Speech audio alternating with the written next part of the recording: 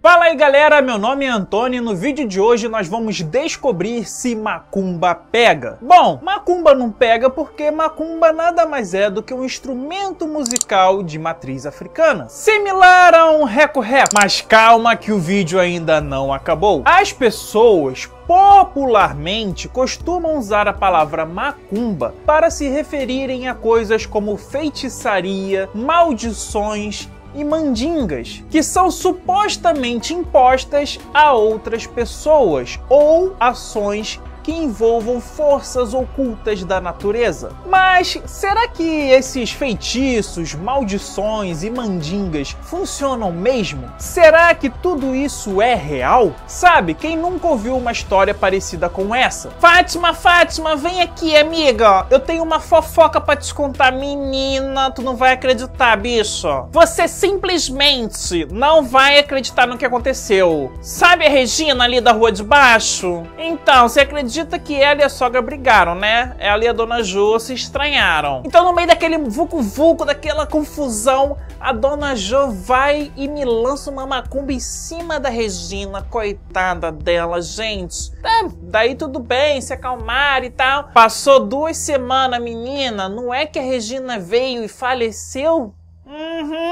Macumba pega, tá? Impressionante essa história, não é? Eu não sei na época de vocês, mas quando eu estudava, era muito comum que os alunos pegassem um pedaço de papel, escrevessem o nome do professor e em seguida colocassem esse papel no congelador. Segundo a crendice popular, esse ato de você escrever o nome do professor num papel e colocar no congelador faria com que ele ficasse doente e não fosse dar aula no dia seguinte. E vejam só, muitas das vezes funcionava. Mas é claro que o professor não ficava doente por causa de um papel com o seu nome no congelador. E muito menos a Regina morreu por causa da maldição lançada pela dona Jo. Em ambos os casos acontece um fenômeno muito interessante: o viés de confirmação. O viés de confirmação nada mais é do que um pensamento seletivo de uma ou de um grupo de pessoas que tendem a selecionar fatos específicos que corroborem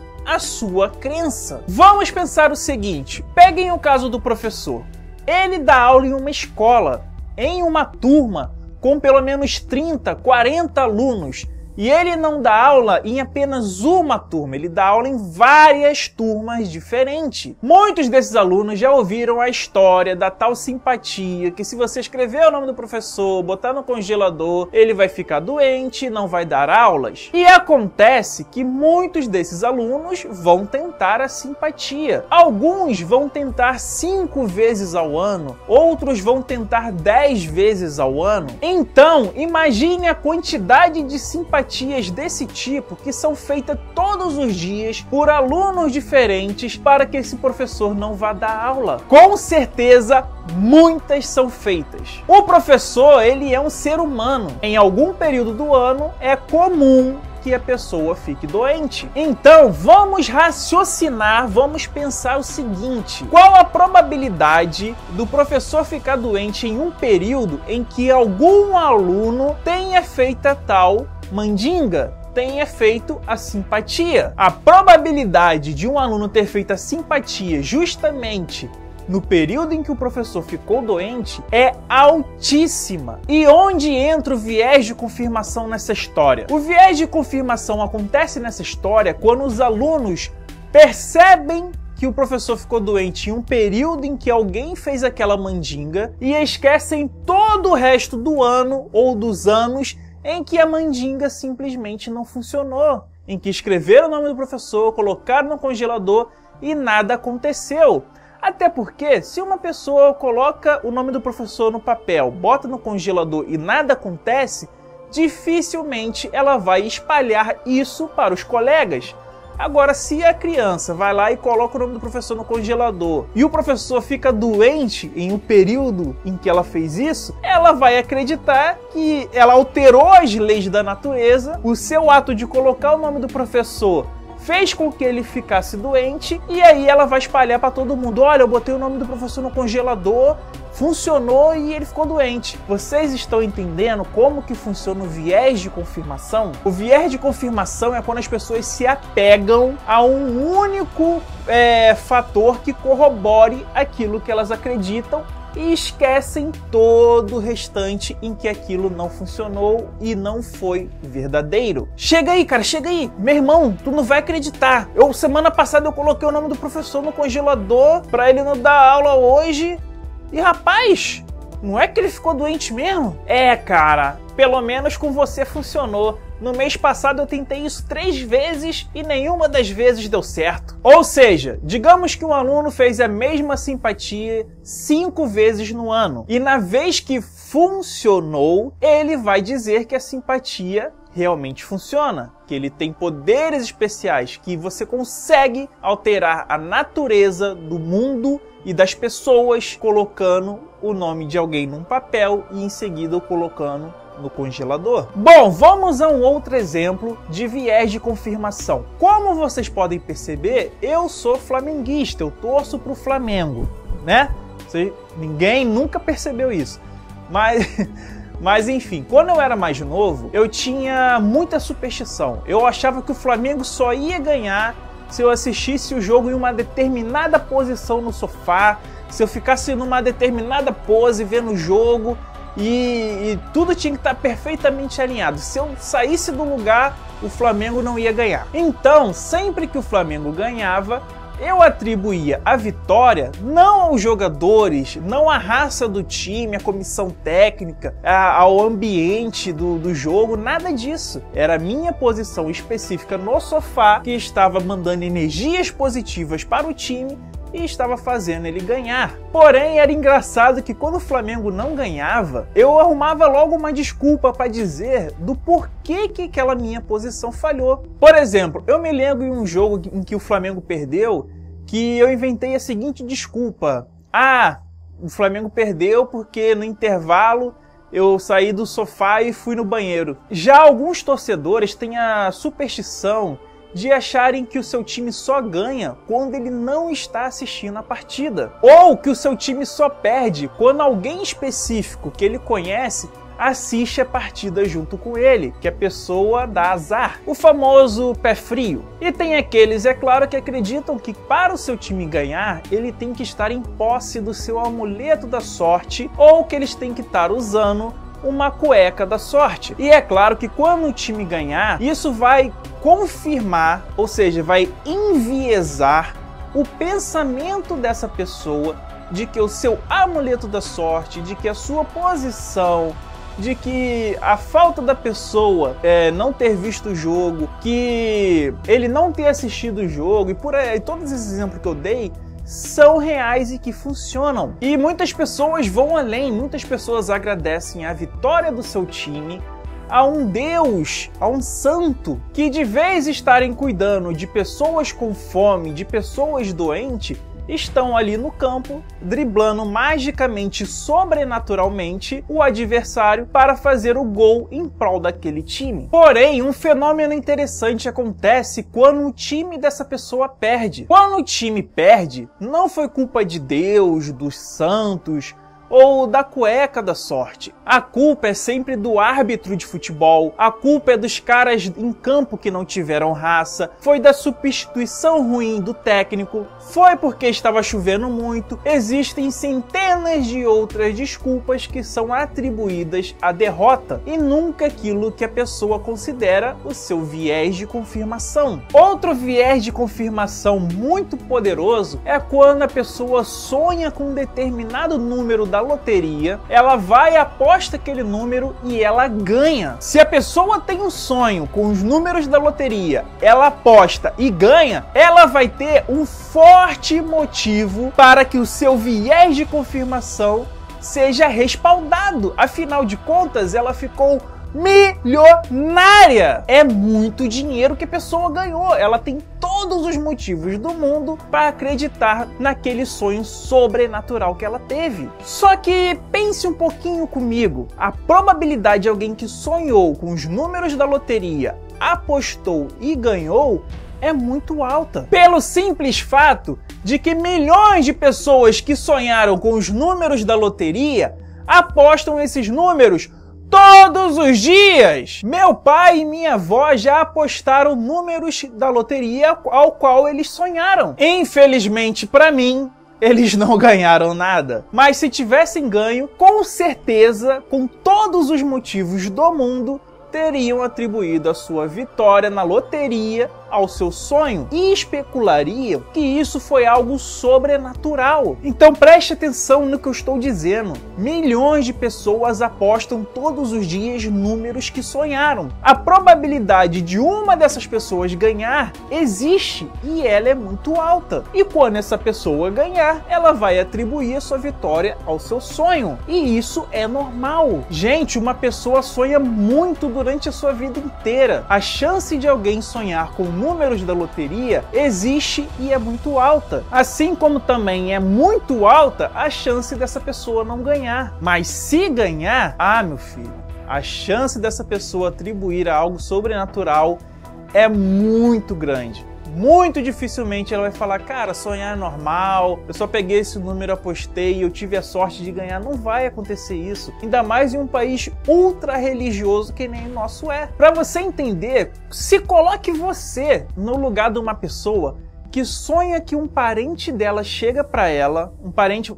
Vamos aperfeiçoar esse sonho. Vamos dizer que o parente já tenha morrido. Esse parente chega para ela no sonho e diz assim, aposta esses números aqui na loteria que você vai ganhar. Aí a pessoa vai lá e aposta os números que o seu parente falecido no sonho lhe apresentou e ela ganha. Você, no lugar dessa pessoa, você ia pensar o quê? É óbvio que você ia pensar que você teve uma experiência sobrenatural e muito dificilmente alguém te convenceria do contrário. As pessoas nunca vão parar na probabilidade e sorte que estão envolvidas por trás desses números. Digamos que 10 milhões de pessoas apostaram na loteria. 1 milhão de pessoas sonhou com os números ao qual elas apostaram. 1 milhão de pessoas em 10 milhões é muita gente. E para vocês terem uma ideia do quão incrível a probabilidade é, quem nunca ouviu falar daqueles casos em que a pessoa aposta uma determinada sequência de números, só que quando sai o resultado do jogo, é sempre um número acima que deu o resultado. Por exemplo, se a pessoa apostou no número 10, dá o número 11. Se ela apostou no número 27, dá o número 28. Se ela apostou no 51, dá o 52 e por aí em diante. Coisas bizarras assim acontecem o tempo todo. Por exemplo, eu vi no Fantástico que uma mulher nos Estados Unidos, ela apostou em 2 estados. O número que ela apostou em um estado deu o resultado no outro. E o número que ela apostou no outro deu nesse primeiro. Olha que coisa absurda. Qual a probabilidade de uma coisa dessa acontecer? É muito pequena. Mas se tem a probabilidade de algo raro acontecer, é muito provável que esse algo vai acontecer. Então, assim como existe a possibilidade de você apostar os números um número abaixo dos números que saíram na loteria, e assim como também tem a probabilidade de você apostar em 2 locais diferentes e ambos os locais derem o resultado do outro local ao qual você apostou, também existe a probabilidade de você sonhar com um número, apostar e ganhar. Quando a gente fala de uma única pessoa fazer isso, a probabilidade é muito pequena, mas ela existe. Mas nós estamos pegando uma amostragem gigantesca da população. Sei lá, 1 milhão, 10 milhões de pessoas que apostaram os números que sonharam. Não sei, existem milhões de pessoas que sonharam com os números e que estão apostando.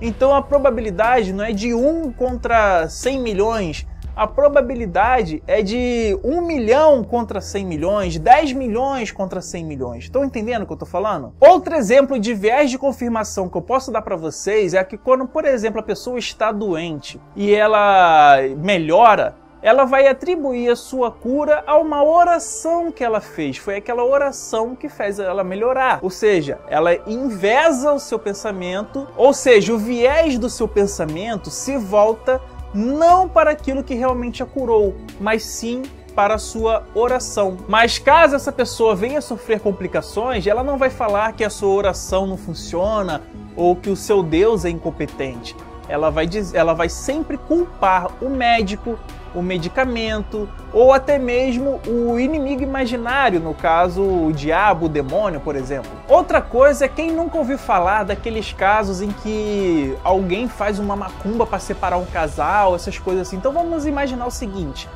imagine que um cara ele tem uma amante, a amante quer separar esse cara da esposa dele. E ela tem uma crença muito forte nas feitiçarias da sua religião e coisas do tipo. Então o que ela faz? Ela amarra, ela escreve no papel o nome da esposa do cara, o nome do casal, bota ali na boca do sapo, costura, enterra e espera que isso altere as forças da natureza, a boa influência que o casal tem um com o outro e os separe. Então, imaginemos que, por exemplo, após 2 semanas ou um mês, a esposa do cara pega uma mensagem dele com a amante dele no celular. Aí o casal briga, a esposa não suporta e separa do cara. A pergunta que eu te faço é a seguinte: você acha que a amante vai atribuir a separação do casal ao fato da mulher ter descoberto a mensagem que os dois estavam trocando, ou ela vai atribuir que o casal se separou porque ela enterrou um sapo com o nome do casal na boca e isso alterou as leis da natureza, jogou energias negativas em cima do casal e fez com que os dois se separassem? É óbvio que ela vai atribuir a separação do casal à sua mandinga. Agora eu vou dar para vocês um exemplo pessoal. Uma vez eu fui na Igreja Universal porque eu fui desafiado na época lá do meu antigo canal por um amigo aí no culto de libertação ver se existia demônio de verdade ou não. Ele falou: você não é ateu? Vamos lá ver então se você encara os demônios. Aí eu fui, foi eu, esse meu colega e um outro. Ele chamou lá o pastor e tal, aí me botou lá na frente com os demônios. Ninguém queria me levar lá na frente. Aí esse meu colega e eu insistimos pra eu ir lá ver se existia demônio mesmo. Aí ficou lá aquela discussão, o demônio errou um monte de coisa, falou assim, o pastor pegou o microfone, botou na boca do demônio e falou: qual o nome do pai dele? Aí o demônio...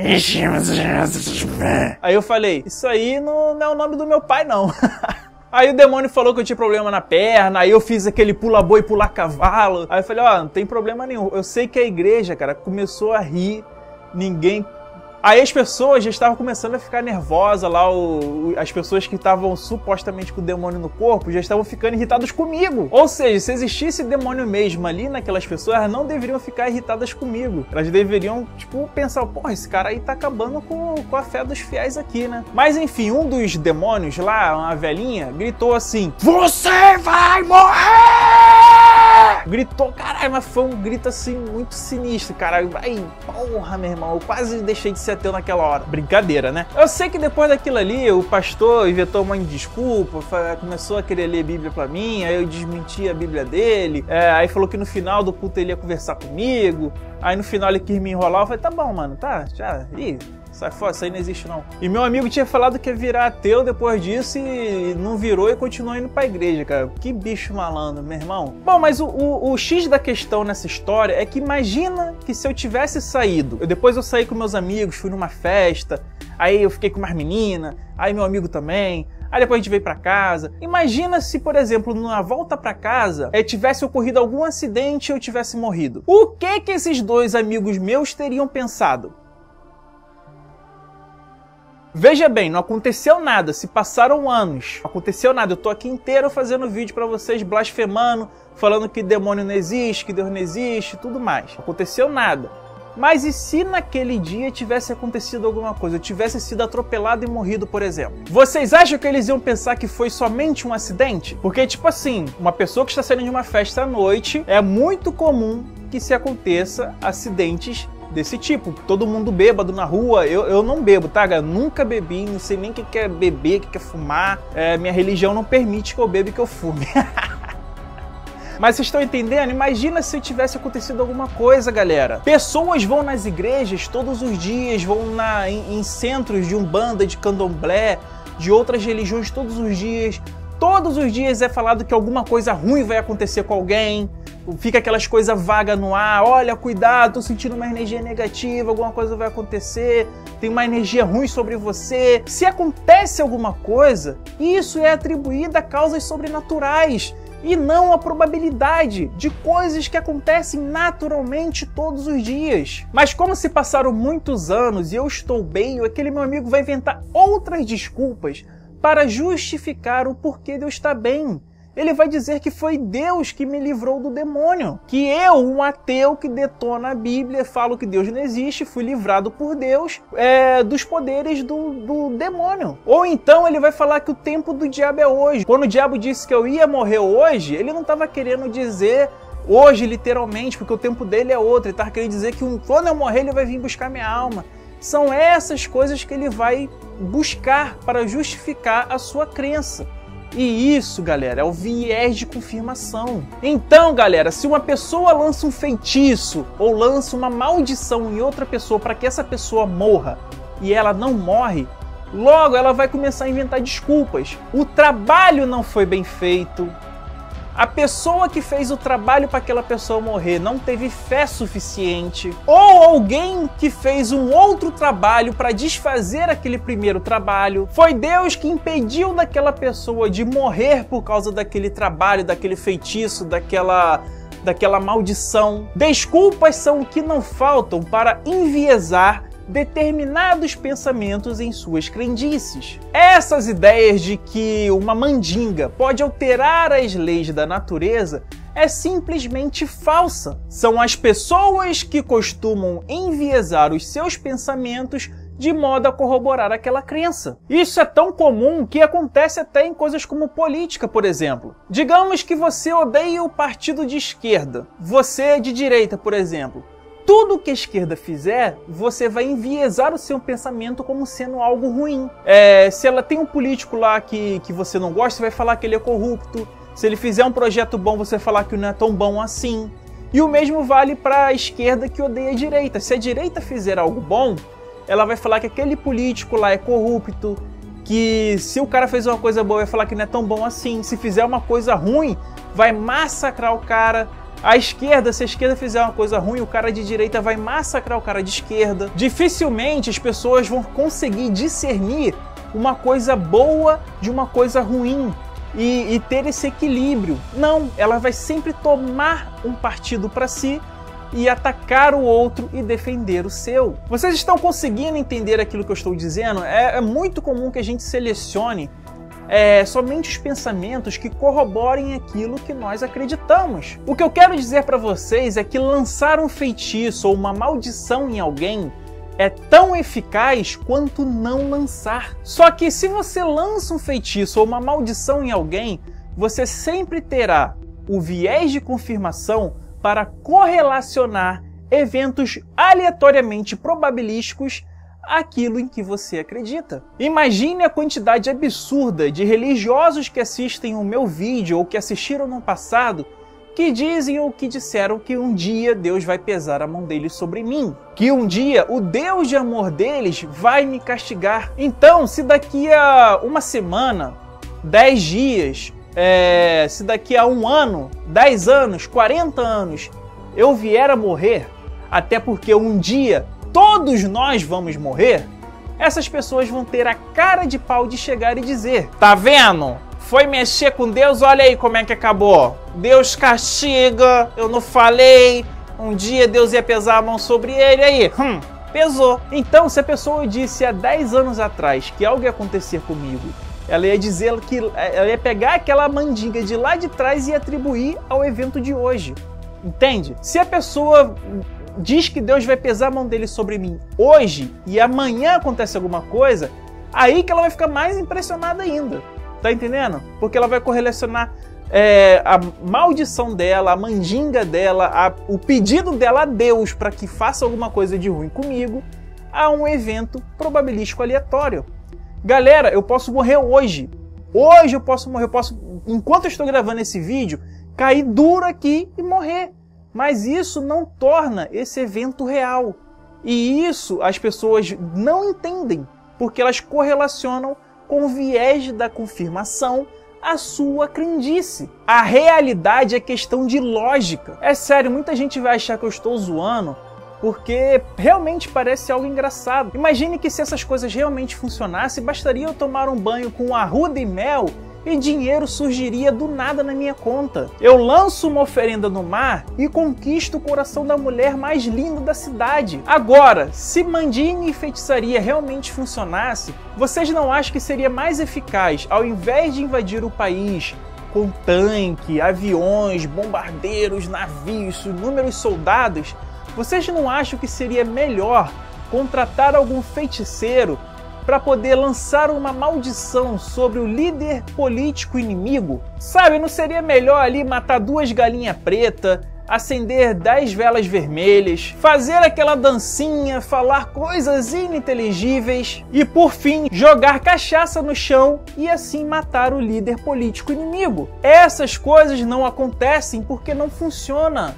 Galera, é questão de lógica, raciocínio. Gente, é só pensar em como que o mundo seria caso essas coisas realmente existissem, caso tudo isso funcionasse. Tudo não passa de crendice popular que é embasada pelo viés de confirmação. Mas, Antônio, como que eu posso saber que uma coisa é embasada pelo viés de confirmação? É simples, se essa coisa é regida pela aleatoriedade dos eventos, então muito provavelmente se trata sim de viés de confirmação. Vou dar um exemplo para que você possa entender. Pense naquele papel em que o aluno escreveu o nome do professor e colocou no congelador. Se isso não fosse viés de confirmação, todas as vezes em que o aluno colocasse o nome do professor num papel no congelador, era para alterar as leis da física, alterar o esquema químico do organismo do professor e sempre ele ficar doente. Mas como isso só funciona em casos específicos, em determinados períodos do ano, ao qual naturalmente o professor vai ficar doente, isso nos diz que se trata sim de viés de confirmação. Se sempre chovesse quando alguém fizesse a dança da chuva, não seria viés de confirmação. Mas como chove aleatoriamente e sempre há alguém fazendo a dança da chuva, logo a dança da chuva só é confirmada pelo viés de confirmação. Se toda mandiga para conquistar uma mulher dos seus sonhos funcionassem sempre, não seria viés da confirmação. Portanto, esses eventos aleatórios só ganham ar de mistério e de veracidade porque nós atribuímos veracidade a esses eventos. Ou seja, nós atribuímos a eles a responsabilidade por algo ao qual eles não têm nada a ver. Por exemplo, eu, como flamenguista, nunca mais fiz aquela minha superstição de ficar num canto específico. E o Flamengo vem ganhando até mais depois disso, porque agora o clube se estruturou, tem mais jogadores de qualidade, uma comissão técnica boa, as finanças estão bem ajustadas. E isso aumenta a probabilidade de vitória, e não o fato de eu estar sentado em uma determinada posição no sofá. Ou você está assistindo o jogo com a sua cueca da sorte. Então, galera, eu, você e todo mundo somos direto ou indiretamente responsáveis pela propagação dessas crendices populares. Por isso é importante nós mantermos o ceticismo e usarmos o raciocínio lógico em todos esses casos. Então é isso aí, galera. Eu espero que vocês tenham entendido a correlação entre probabilidade, viés de confirmação e eventos sobrenaturais. E vocês entenderam tudo isso, não é? Se ficou alguma dúvida, deixa aqui nos comentários. Não se esqueçam de curtir, compartilhem o vídeo, se inscrevam no canal, aperta esse botão vermelho aí embaixo, tá? Se inscrevam. É isso aí, galera. Então, um grande abraço a todos vocês. Valeu, falou, fui!